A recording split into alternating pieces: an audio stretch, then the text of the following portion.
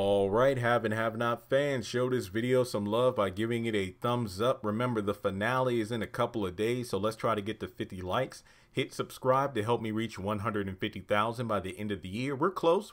I think we need about 2,500. Yeah, a little less than that actually. So we should be well on our way to hitting 150 and above by the end of 2020.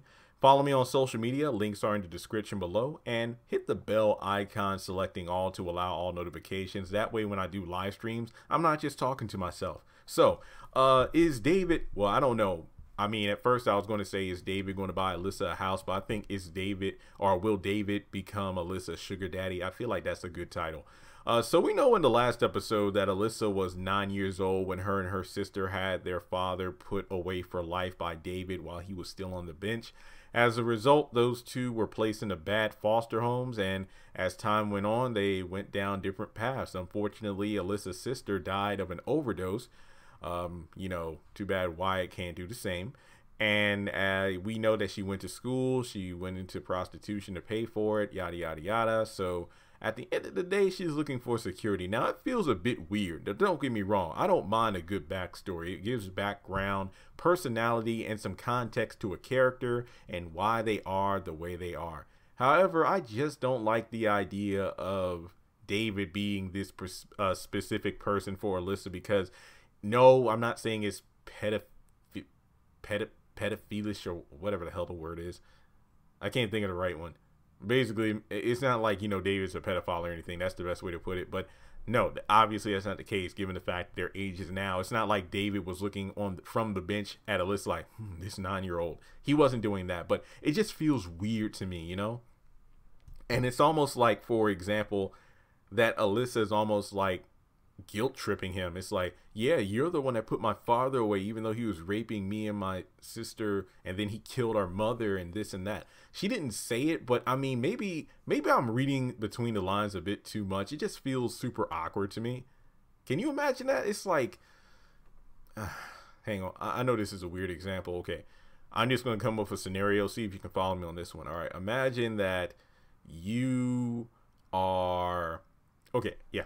Imagine you are in your house and then this robber breaks in. Oh yeah, okay, I know it sounds weird. I'm going to place myself in this position. Okay, I'm in my apartment. Let's say this guy breaks into my apartment trying to rob the place or whatever, or tries to kill me.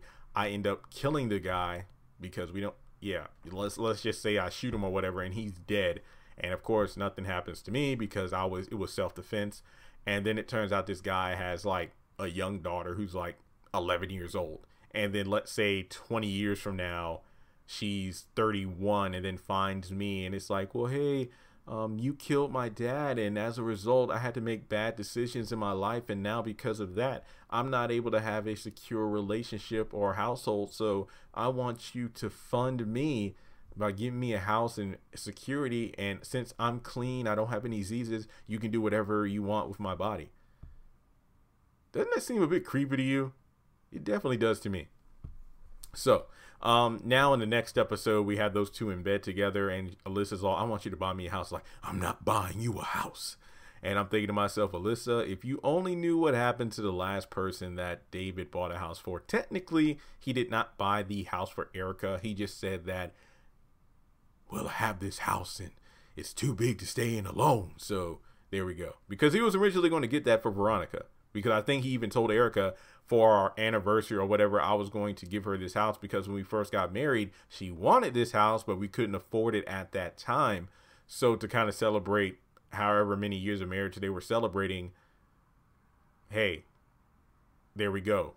I think it was maybe their 25th year. I forgot. That was like at the beginning of season 4, I think, 4 or 5.